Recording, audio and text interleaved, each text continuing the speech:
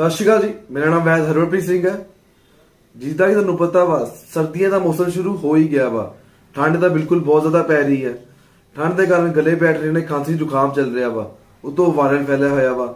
ਨਾਮ ਤਾਂ ਨਹੀਂ ਲੈਣਾ ਚਾਹੁੰਦਾ ਉਹ ਕੀ ਨਾਮ ਹੈ ਵਾਇਰਲ ਦਾ, ਬਟ ਨਿਊਜ਼ ਤੁਸੀਂ ਸੁਣ ਹੀ ਰਹੇ ਹੋ।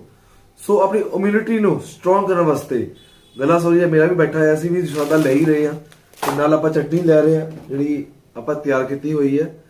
ਜਦੋਂ ਹੀ ਗਲਾ ਖਰਾਬ ਹੁੰਦਾ ਵਾ 1-2 ਦਿਨ ਤਾਂ ਲੱਗ ਹੀ ਜਾਂਦੇ ਨੇ, ਪਰ ਉਸ ਤੋਂ ਪਹਿਲਾਂ ਆਪਾਂ ਕਿਉਂ ਨਾ ਪ੍ਰੀਪੇਅਰ ਹੋ ਰਹੀਏ ਇਮਿਊਨਿਟੀ ਵਾਸਤੇ।